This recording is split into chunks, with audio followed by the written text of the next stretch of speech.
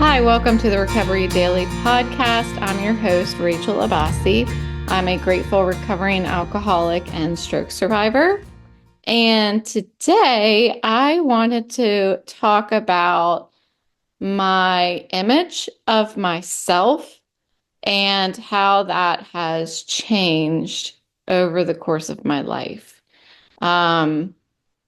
Specifically, of course, from the time that I was at my low of drinking and when I shifted over to a sober life. When I think back to my school years, my younger school years, I definitely felt insecure. Um, I'm betting I didn't come across that way.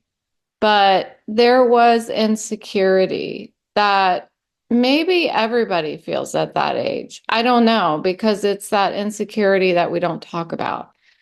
And I remember feeling like always comparing myself to other people, always feeling like I wasn't pretty enough, or I wasn't skinny enough, or I didn't have what they have.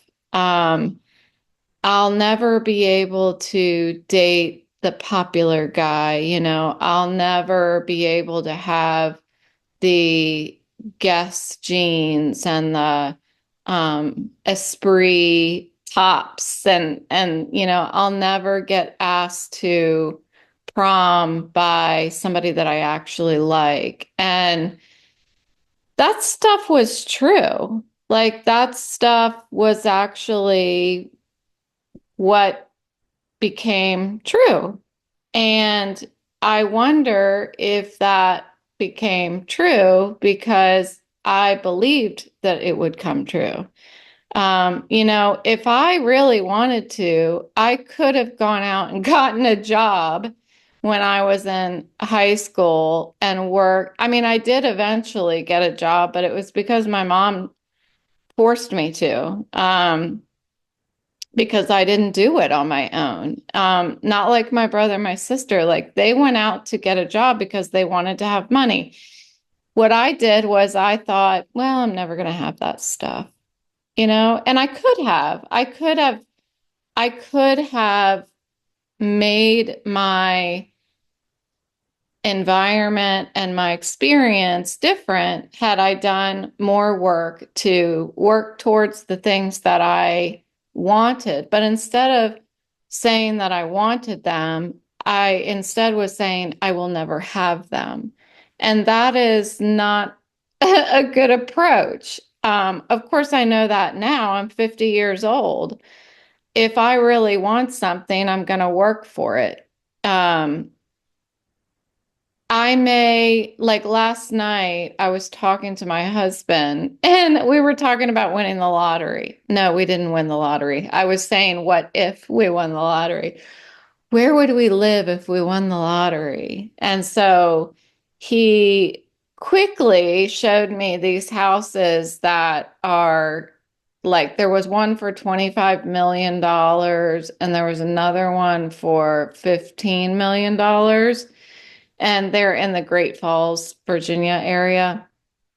And when I'm looking at these houses, I'm thinking still, I will never have this. And what's interesting, I told him, he goes, I know these houses inside and out. Like I could tell you how the entire uh, floor plan of these houses. And I'm like, well, I don't make it a habit of going and looking at these houses because all it does is remind me of what I don't have. And see, that's where him and I are different because he looks at these houses and thinks this is where you get ideas about what you can have.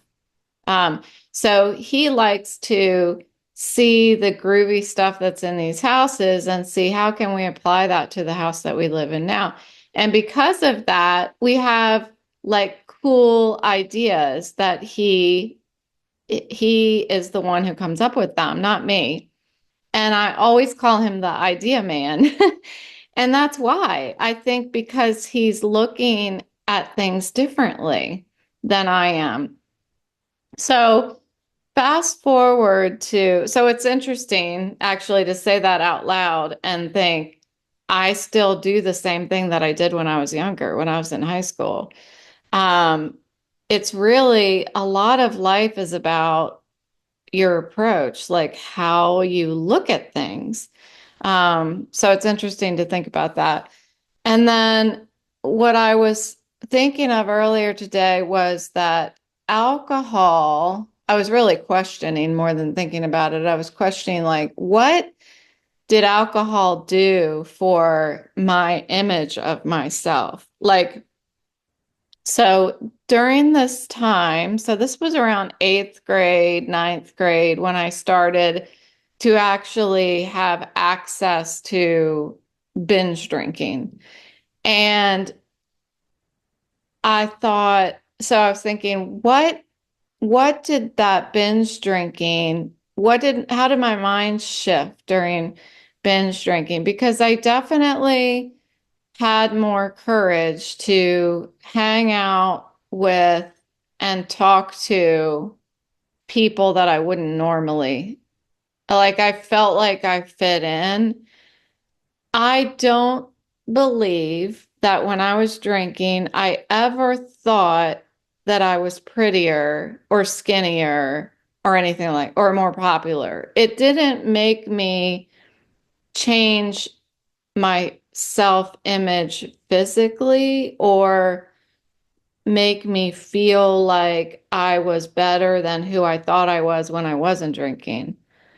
But what it did do is it made me okay with the fact that I wasn't as pretty and I wasn't as skinny and I wasn't as popular.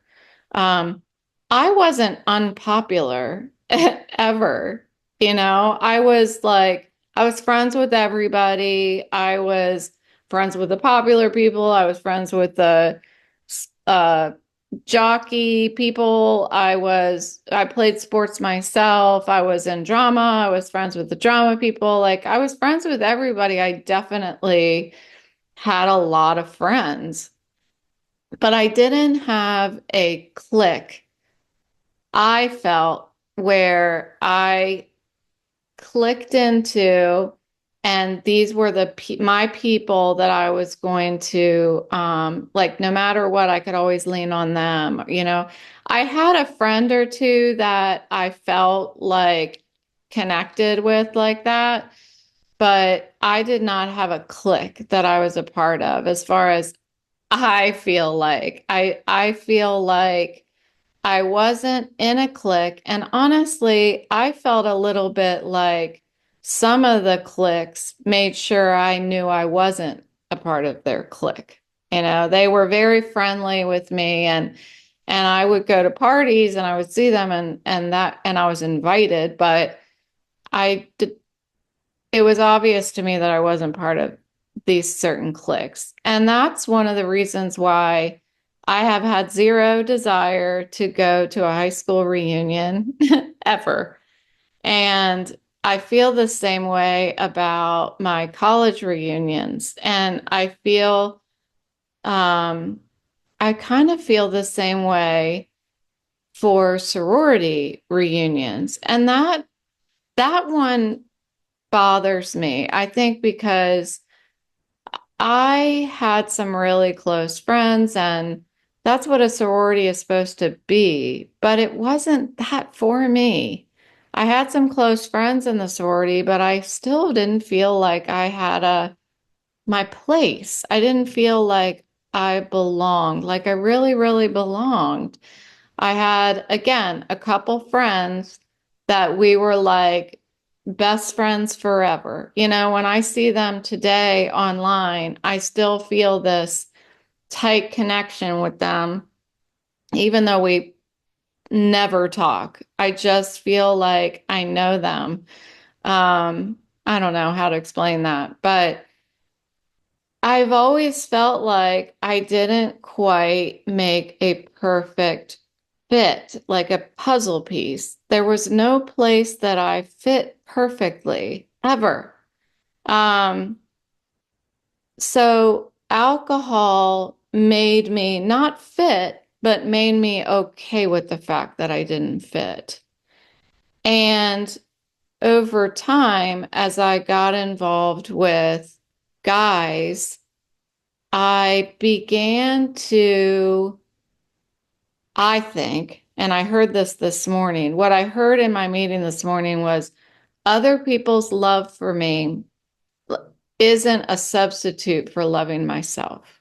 Other people's love for me isn't a substitute for loving myself. And I think that's what I was doing in any relationship. I felt like I was waiting for someone to find something in me that I was never going to find. And the thing is, as I know as an adult, nobody's going to see something in me that I don't already see in myself. I don't think so. I mean, I know that there's marriages that are like, oh, you're beautiful. You'll never know how beautiful you are, or you'll never know how smart you are, or these things. I feel like the other person has to have some sort of confidence in these qualities in order to let them shine for another person to see. That's what I think. I mean, I could be totally different opinion than you, but I feel like I never had a chance with these guys because I didn't see any qualities in myself that I felt were worthy ever. Um, so I would drink and it would be okay with me. I would find guys that whatever they did see was fine with me. Um, that's pretty sad. That's pretty sad. I never thought of myself as deserving as much as I felt like my beautiful friends were.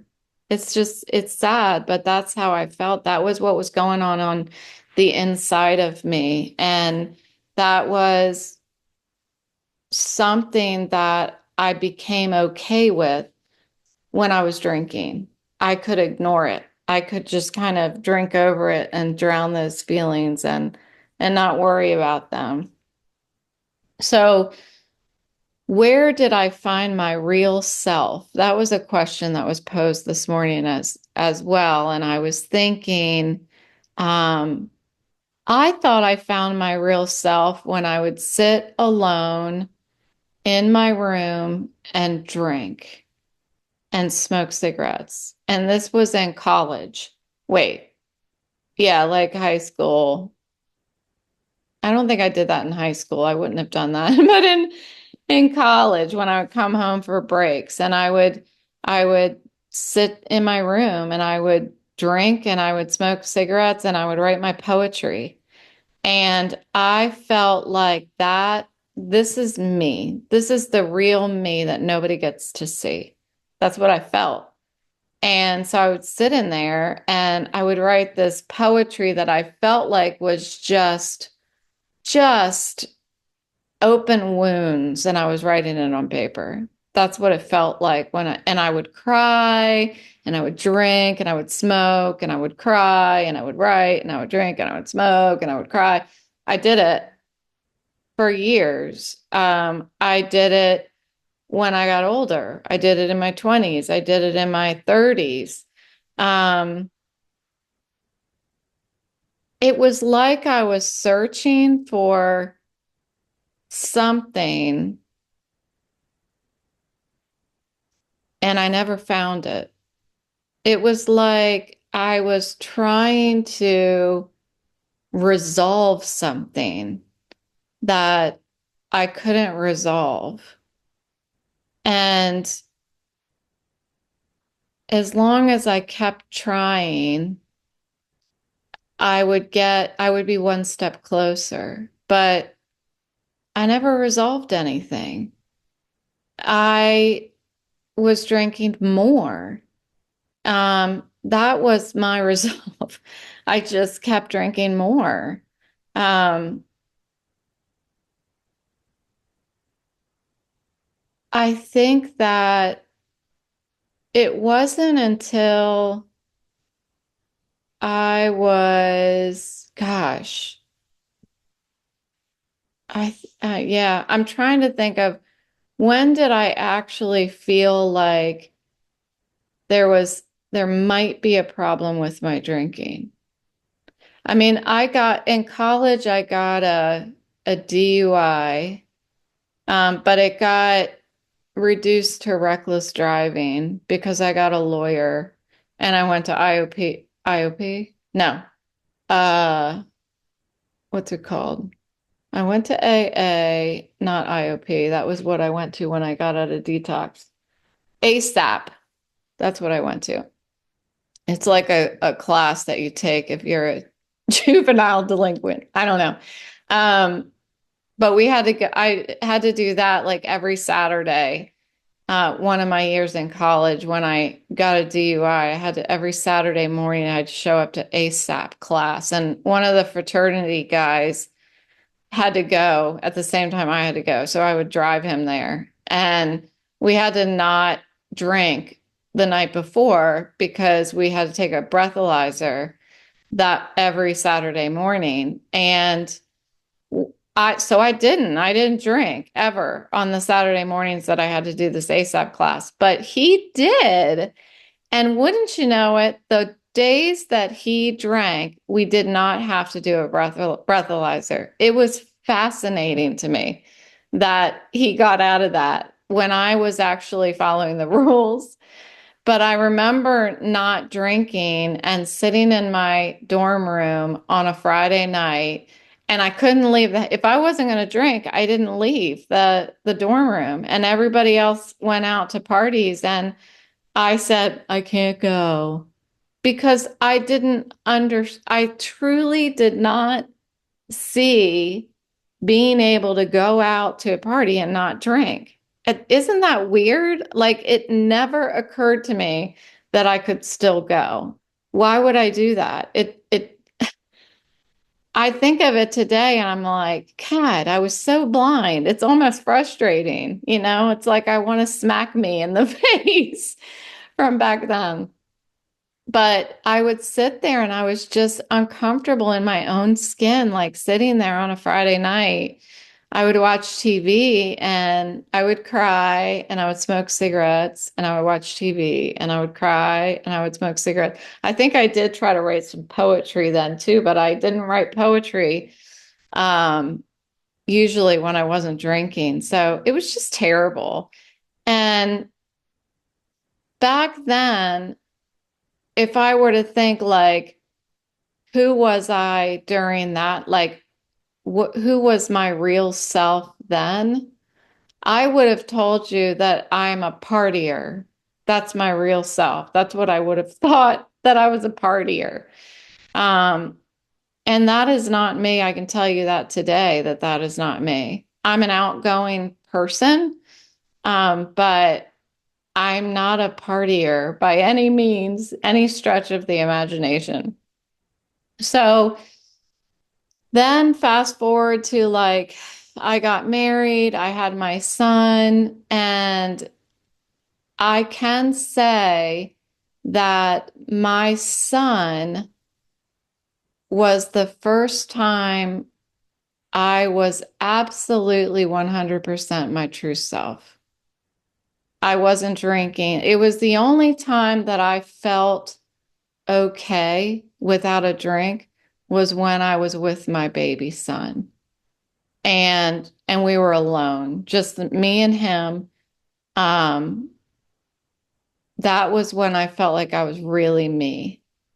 And then I started drinking again, after I was done going through the motherly duties of feeding and stuff like that. And then I had my daughter, and same thing. When I was with my daughter, I could do without alcohol. Only when we're like if I was with her and we were whatever she needed, I didn't need alcohol. Um, Same thing, like the two of them was when my true self came out, when my real self came out, was when I was in their company and we were talking and we were, you know, just sitting together. Um, is one of my favorite times in my life was when my little babies were young and I got to be with them. But then over time, I started drinking more because my relationships with my husband at the time, their father, for example, was something that I didn't feel like my true self. I didn't feel comfortable, so I would drink that away. And so the drinking and that was the beginning, I think, after I was done having children. That was the beginning of this lifelong quest to in search of something, some sort of fulfillment, some sort of peace, some sort of everything is going to be okay. But everything was never okay.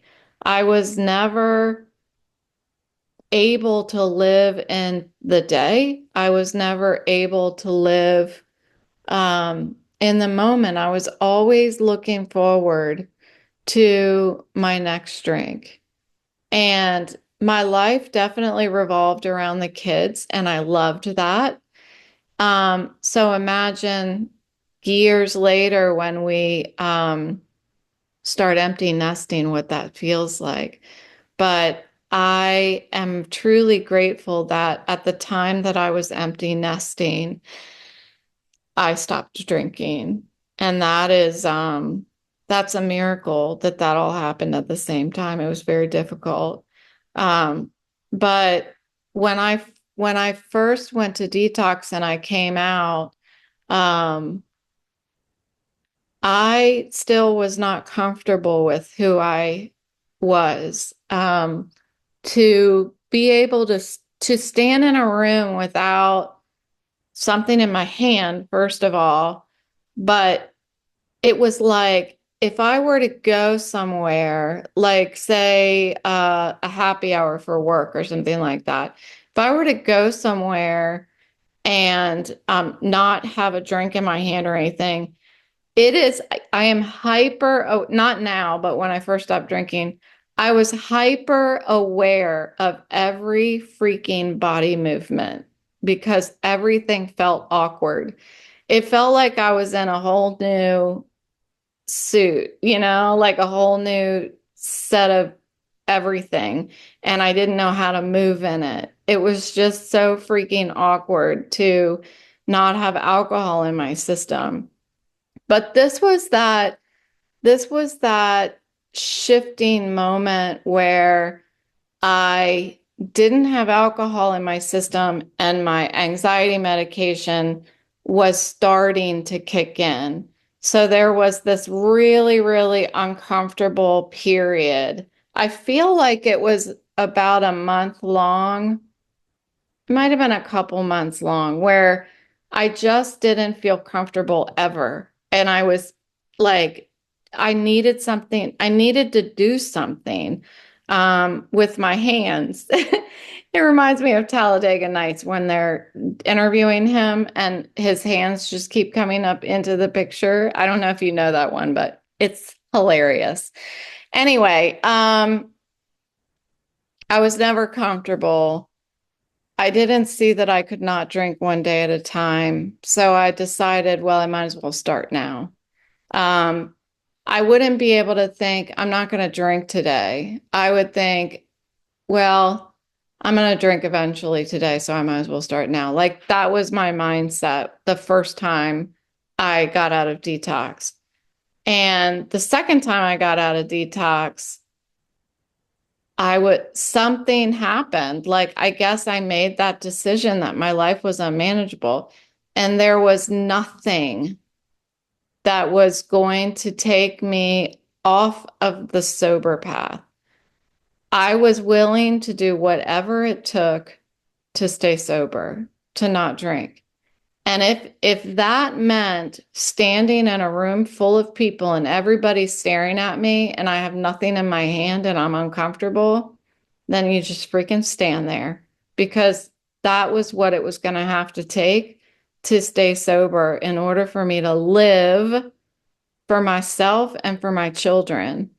And that's where I am today. I think that who I am today is I'm so comfortable wherever I am now. Because you know that saying that we always say in sobriety, wherever I go, there I am. Well, there are times in my life that I feel frustrated by that. I feel like I want to get away from me. And an example is when I had my stroke and my head stuff. I mean, I think I've even said it in some of the episodes, like wherever I go, there I am. And I keep having to face this chronic pain and these chronic conditions that I have that can be exhausting.